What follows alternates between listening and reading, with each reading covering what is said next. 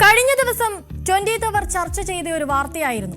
തെക്ക് പടിഞ്ഞാറൻ ഡൽഹിയിൽ ഹോളി ആഘോഷത്തെ തുടർന്നുണ്ടായ സംഘർഷത്തിൽ 26-കാരനായ ഒരു യുവാവ് കൊല്ലപ്പെട്ടു എന്നതും ആ മരണം പിന്നീട് വലിയൊരു വർഗീയ ലഹളയിലേക്ക് നീങ്ങിക്കൊണ്ടിരിക്കുന്നുവെന്നതും. ഇപ്പോൾ അവിടെ കാര്യങ്ങൾ കൂടുതൽ രൂക്ഷമാവുകയാണ്.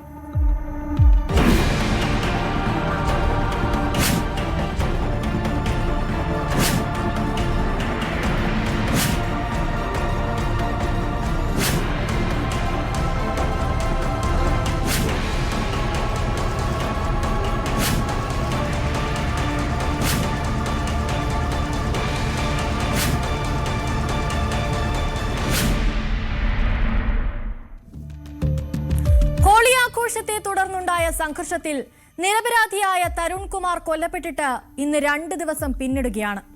ഹോളി ആഘോഷത്തിനിടയിൽ 11 വയസ്സുകാരിയായ ഒരു പെൺകുട്ടിയുടെ കയ്യിൽ നിന്നും നിറം കലർത്തിയ വെള്ളം നിറച്ച ബലൂൺ മറ്റൊരു സമുദായത്തിൽപ്പെട്ട യുവതിയുടെ മേൽ വീണതായിരുന്നു 2 മതങ്ങൾ തമ്മിലുള്ള വർഗീയ സംഘർഷത്തിലേക്ക് വഴിവെച്ചത്. എന്നാൽ ആ സംഘർഷത്തിനിടയിൽ ജീവൻ ബലി നൽകേണ്ടി വന്നതാകട്ടെ എന്താണ് സംഭവിക്കുന്നത് എന്ന് പോലും അറിയാതെ അതുവഴി വന്ന 11-കാരിയുടെ ബന്ധുവായ തരുൺ കുമാർ എന്ന ചെറുപ്പക്കാരനാണ്. സംഭവത്തിൽ പ്രായപൂർത്തിയാകാത്ത ഒരു ചെറുപ്പക്കാരൻ ഉൾപ്പെടെ 5 പേരാണ് അന്ന് പോലീസ് പിടിയിലായത്. സംഘർഷം ആരംഭിച്ച അന്ന് തന്നെ പോലീസ് വലിയ തരത്തിലുള്ള സുരക്ഷയായിരുന്നു തെക്ക് പടിഞ്ഞാറൻ ഡൽഹിയിലെ ഉത്തം നഗറിലെ JJ കോളനിയിൽ ഒരുക്കിയിരുന്നത്. എന്നാൽ ഇപ്പോൾ ആ സുരക്ഷയെയും മറികടന്ന് ഇരു സമുദായക്കാരും തമ്മിലുള്ള തർക്കം വളരുകയാണ്. കഴിഞ്ഞ ദിവസം പ്രതികളിൽ ഒരാളുടെ ബന്ധുവിന്റേതെന്ന് പറയപ്പെടുന്ന ഒരു കാറും ബൈക്കും പ്രതിഷേധക്കാർ കത്തിക്കുന്ന സാഹചര്യമുണ്ടായി. ഇത് സാമുദായിക സംഘർഷം നിലനിൽക്കുന്ന പ്രദേശത്തെ കൂടുതൽ കലുഷിതമാക്കിയിരിക്കുകയാണിപ്പോൾ.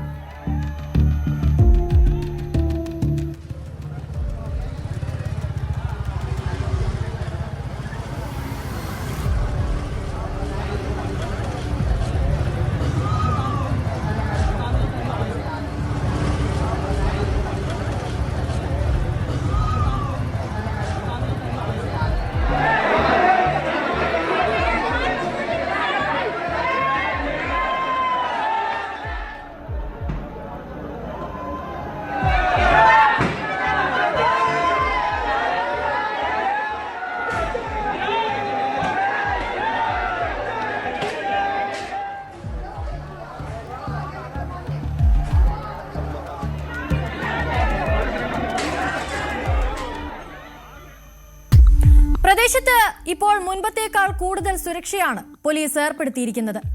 ആക്രമണം നടന്ന തെരുവിന്റെ ഇരുഭാഗത്തും ബാരിക്കേഡുകൾ ഉയർത്തിയിട്ടുണ്ട്. 24 മണിക്കൂറും CRPF ഉദ്യോഗസ്ഥർ അവിടെ കാവൽ നിൽക്കുകയാണ്. എന്തെങ്കിലും തരത്തിലുള്ള സംഘർഷം ഉണ്ടാകാതിരിക്കാനും പോലീസ് ജാഗ്രത പാലിക്കുന്നുണ്ട്. നിലവിൽ നടന്ന നീക്കത്തിന്റെ പശ്ചാത്തലത്തിൽ കൂടി ഇപ്പോൾ അറസ്റ്റിലായവരുടെ എണ്ണം 8ആയി. വാഹനങ്ങളുടെ ഉടമസ്ഥാവകാശവും വാഹനങ്ങൾക്ക് തീയിട്ടവരുടെ വിവരങ്ങളും ഇപ്പോൾ പോലീസ് പരിശോധിച്ചു വരികയാണ്. जाकर हमने पाया कि 2 समुदाय के जो लोग हैं उनमें आपस में झगड़ा हुआ है, तो जिसमें एक समुदाय के 3 लोग और दूसरे समुदाय के 5 लोग इसमें इंजर्ड हुए. तुरंत ही हमने इनको PCR अपने एम्बुलेंस के माध्यम से इनको हॉस्पिटल पहुंचाया, तो जिसमें से ये सारे वहीं से तुरंत ही हॉस्पिटल से डिस्चार्ज हुए. केवल एक जो तरुण कुमार नाम का लड़का था जिसकी उम्र 26 साल थी, वो हॉस्पिटल में एडमिट रहा. और नेक्स्ट अगले दिन 5 तारीख की दोपहर के आसपास ही पता चला कि वो इसके इलाज के दौरान उसकी मृत्यु हो गई है. तो इनिशियल स्टेज पे ही हमने 4 तारीख को इसमें 308 जो IPC था उसमें पुराने BNS के तहत हमने केस रजिस्टर्ड किया. और उसके बाद जैसे उसकी जो लड़का तरुण कुमार था उसकी डेथ हुई, तो इसमें हमने उसको जो मर्डर का था उसमें सेक्शन उसमें ऐड कर दिए. कितनी अरेस्टिंग है सर? अभी तक इनिशियल स्टेज में हमने 5 लोग अरेस्ट किए थे. उसके बाद हमने 2 लोग और इसमें अरेस्ट किए, तो टोटल अभी 7 लोग इसमें अरेस्ट है, जिसमें 7 लोग में से एक माइनर भी इसमें अप्रिहेंड इंक्लूड है इसमें. तो हमने इनके परिवार का बयान लिया. उनके हिसाब से इन्होंने हमें कुछ लोग को के नाम बताए हैं. हम लोग अपना CCTV फुटेज और जो वहाँ पे मौजूद लोग थे उनके आधार पे हम उनको लोगों को वेरीफाई कर रहे हैं. और जैसे भी इनके खिलाफ किसी के खिलाफ हमें सबूत मिलेगा या साक्ष्य उपलब्ध होंगे तो हम उन लोगों को भी अरेस्ट करेंगे. चाकू वाकू मारने की भी बात सामने आ रही है क्या? नहीं, इसमें कोई चाकू का नहीं हुआ, क्योंकि 2 फैमिली है, दोनों ये आपस में आस पड़ोस में ही रहते हैं, आमने सामने घर है. तो इसमें दोनों ही फैमिलीज के अलग अलग जो समुदाय उनके काफी फैमिली उनके लोग रहते हैं. तो ये लोग दोनों फैमिली एक दूसरे को लगभग 50 साल से जानते हैं. ये मूल रूप से राजस्थान के रहने वाले हैं. इससे पहले ये जो राजेंद्र नगर का जो स्लम्स था वहाँ रहते थे, बट 2004 के बाद से ये यहाँ पे शिफ्ट हो गया है। तो इंक्वायरी के दौरान ये भी पता चला कि जैसे पड़ोसी के बीच में जो नॉर्मल होते रहते हैं इसमें कि पार्किंग को लेके झगड़ा, नॉट ए कम्युनल, तो वो भी पहले होता आया है।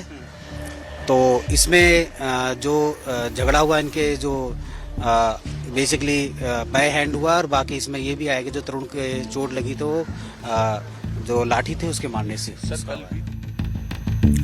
വെള്ളിയാഴ്ച സംഭവത്തിൽ പ്രതിഷേധവുമായി തരുണിന്റെ കുടുംബവും അയൽക്കാരും സുഹൃത്തുക്കളും അടക്കം ഉത്തം നഗർ പോലീസ് സ്റ്റേഷന് പുറത്ത് ഒത്തുകൂടിയിരുന്നു.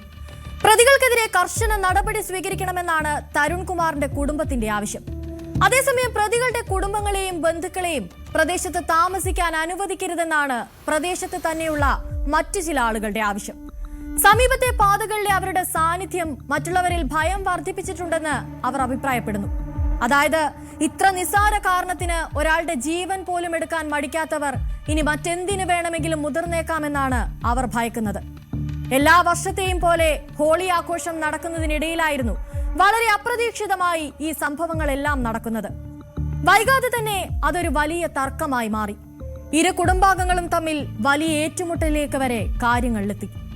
സംഭവത്തെപ്പറ്റി ഇരുവരുടെയും അയൽവാസിയായ ഒരാൾ കഴിഞ്ഞ ദിവസം പ്രതികരിച്ചു. ആ പ്രതികരണത്തിലേക്ക് കൂടി നമുക്കൊന്ന് പോകാം.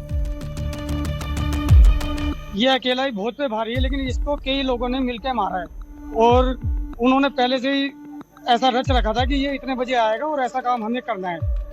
तो ऐसे इसको अकेले को पकड़ के और कई सारे लोग आ गए एक साथ इसके साथ। ये अकेला था इसलिए उन्होंने पहले सोच रखा था, क्योंकि ये एक पहलवान था हमारे घर में। हमारे घर में एक यही पहलवान था, हम तो कमजोर है। कोई रंजिश नहीं थी। पिछले काफी समय पहले एक छोटा झगड़ा हुआ था, लेकिन वो रंजिश हम तो भूल चुके थे, लेकिन शायद इनको याद हो तो इन्होंने शायद इस चीज का फायदा उठाया, अकेले को घेर लिया। और हमें इंसाफ चाहिए जी, हमें पूरा इंसाफ चाहिए। हमारा बच्चा चला गया है तो उनका भी कोई जाना चाहिए, सीधी बात ये है सर। हमें इंसाफ चाहिए, पूरा कानून से पूरा इंसाफ चाहिए हमें। ആദ്യം തർക്കമുണ്ടായപ്പോൾ തന്നെ ബലൂൺ എറിഞ്ഞിരുന്ന പെൺകുട്ടിയുടെ കുടുംബം മാപ്പ് പറഞ്ഞ് പ്രശ്നം പരിഹരിക്കാനുള്ള നീക്കങ്ങൾ നടത്തിയതായിരുന്നു. എന്നാൽ പ്രശ്നം പരിഹരിക്കാൻ തയ്യാറാകാതിരുന്ന പ്രകോപിതരായ ആ യുവതിയുടെ കുടുംബം അത്ര പെട്ടെന്നൊന്നും ഈ പ്രശ്നത്തെ ഒതുക്കി തീർക്കാൻ ഒരുക്കമായിരുന്നില്ല എന്നുള്ളതായിരുന്നു പിന്നീട് നടന്ന മരണവും അറസ്റ്റുമെല്ലാം തുറന്നു കാണിക്കുന്നത്. തരുൺകുമാറിന്റെ മരണത്തിന് പിന്നാലെ തന്നെ അവിടുത്തെ പോലീസ് മാധ്യമങ്ങളോട് പ്രതികരിച്ചിരുന്നു. ആ പ്രതികരണത്തിലേക്ക് കൂടി. उसमें दो परिवारों के बीच में एक लड़ाई हुई थी, जिसके चलते दोनों परिवारों की जो लड़ाई थी उसमें चोट लगी है और यही इंसिडेंस रहा है। उसमें एक व्यक्ति की आज मृत्यु हो गई है। अड़ोसी पड़ोसी हैं तो कुछ घरेलू मामलों को लेकर लड़ाई हुई थी इनकी। होली का दिन था तो गुब्बारा किसी ने फेंका होगा तो उसमें लड़ाई हुई है इनकी जी। हिरासत में जितने लोगों का कल इन नाम आया था हमारे पास कंप्लेंट में, सब सारे लोग हिरासत में हैं और अभी भी हमारी कार्रवाई चल रही है इसमें। മറ്റൊരു കാര്യം എന്തെന്നാൽ പ്രായപൂർത്തിയാകാത്ത ഒരു ചെറുപ്പക്കാരനടക്കം ഈ സംഭവവുമായി ബന്ധപ്പെട്ട് പോലീസ് പിടിയിലായി എന്നതാണ്. മതവും വർഗവും വർണ്ണവുമെല്ലാം മനുഷ്യരിൽ, അതും ചെറിയ കുട്ടികളിൽ പോലും എത്രത്തോളം ആഴ്ന്നിറങ്ങുന്നു എന്നതും അതവരെ എത്രത്തോളം അക്രമാസക്തരാക്കുന്നു എന്നതും ഇവിടെ വ്യക്തമാവുകയാണ്. തരുൺ അനുഭവിക്കേണ്ടി വന്ന ക്രൂരമർദ്ദനത്തെക്കുറിച്ച് തരുണിന്റെ ബന്ധുവും പ്രതികരിച്ചിട്ടുണ്ട്.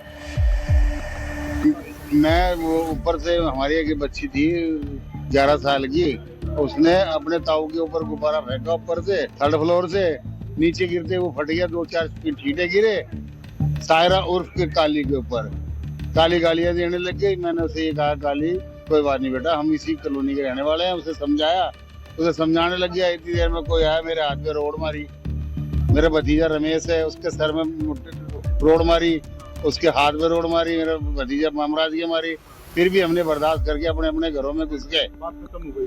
हाँ, बात खत्म नहीं हो गई। वो लोग नहीं गए थे, हम ही घुस गए थे। हमारे बच्चों ने अंदर कर लिया हमें कि रहने दो। फिर उन्होंने पथराव किया। उसके बाद में है ना, हमारा ये बच्चा आ रहा था तरुण बुलेट पे, इसको एक कल्ले को घेर के मारा इन्होंने 8-10 लोगों ने। और जब ये बिल्कुल गिर गया उसके ऊपर सिल्ली मारी है छाती पे, रोड डंडों से धड़ाधड़ 8-10 लोग थे वो, और उनकी फैमिली दुनिया भर की थी। वैसे तो लेडीज है वेडीज है, वो मारने वाले 8-10 लोग थे। बस यही वजह थी, वो तो वो भी बता देंगे आपको, यही वजह थी और कोई वजह नहीं है। वो हमारा एक दामाद थे 20 साल पहले, उनको मारा था इन्होंने ही पीटा था। वो इनके बड़े पूछरे का आके हाथ जोड़ने लगे थे। സംഘർഷത്തിൽ കൊല്ലപ്പെട്ട 26-കാരന്റെ കുടുംബത്തെ BJP MP കമൽജീത് സെഹ്റാവത്തും സന്ദർശിച്ചിരുന്നു. കുറ്റക്കാർക്കെതിരെ കർശന നടപടിയെടുക്കുമെന്ന് അവർ കുടുംബത്തിന് ഉറപ്പ് നൽകുകയും ചെയ്തു. परिवार बहुत तकलीफ में है, दुख में है और सही है। एक बच्चा जो कि उस झगड़े में इन्वॉल्व भी नहीं था, वो तो बाहर से आया और उसने अपनी बाइक खड़ी करी और उसके साथ अचानक ऐसा हो जाता है तो ना बच्चे को समझ में आया ना परिवार को कि हमारे साथ हुआ क्या है। ये जो घटना है अपने आप में बहुत शर्मनाक है, ऐसा नहीं होना चाहिए, लेकिन जो भी लोग इसके दोषी हैं उनको सजा मिले, इसका हम परिवार को विश्वास दिला रहे हैं। मुझे लगता है कि इस तरह की घटना कुछ ऐसे लोग जो दिमाग के होते हैं, जिनको समाज में अस्थिरता फैलानी होती है, इस तरह के लोग ही ऐसी घटना कर सकते हैं। लेकिन ये जो घटना हुई है इसमें प्रॉपर इन्वेस्टिगेशन करके जो आरोपी उनको सजा दी जाएगी। തെക്ക് പടിഞ്ഞാറൻ ഡൽഹിയിലെ ഈ വിഷയത്തിൽ പോലീസും ഭരണകൂടവും ഭയന്നതുപോലെ തന്നെ ഒടുക്കം കാര്യങ്ങൾ എത്തിയിരിക്കുന്നു. ഒരു കൊച്ചുകുട്ടിയുടെ കയ്യിൽ നിന്നും അറിയാതെ സംഭവിച്ചു പോയൊരു തെറ്റ്, ഒന്ന് ക്ഷമിച്ചു കൊടുക്കാൻ മാത്രം വലിപ്പമുണ്ടായിരുന്ന ഒരു തെറ്റ്, അത് മനുഷ്യന്റെ മതഭ്രാന്ത് ഒന്നുകൊണ്ട് മാത്രം ഇപ്പോൾ മരണത്തിലേക്കും വർഗീയ ലഹളയിലേക്കും വരെ എത്തിയിരിക്കുന്നു.